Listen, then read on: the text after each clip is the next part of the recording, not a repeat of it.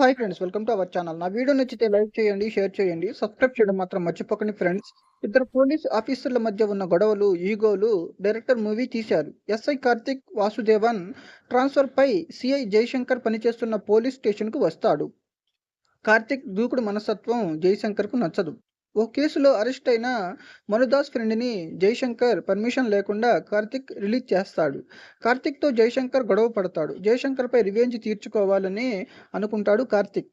And next Jayashankar ఇంటిపై terrace పైన Ramya dead body దొరుకుతుంది. రమ్యతో జయశంకర్కు ఎఫ్ఐఆర్ ఉందనే పుకార్లు ఉండటంతో హత్య అతనే చేశాడని పోలీసులు అనుమానిస్తారు అండ్ అరెస్ట్ కూడా చేస్తారు. రమ్య ఎవరు, హత్య చేసింది, కేసులో జయశంకర్ ఎలా ఇరుక్కున్నాడు అండ్ మర్డర్ కేసును ఇన్వెస్టిగేషన్ చేసే రెస్పాన్సిబిలిటీస్ కార్తిక్ చేపట్టడానికి గల కారణం ఏంటి, గొడవను పక్కన పెట్టి జయశంకర్ ఈ కేసు నుంచి కార్తిక్ని హెల్ప్ చేస్తాడా లేదా అనేది మూవీ రివ్యూ.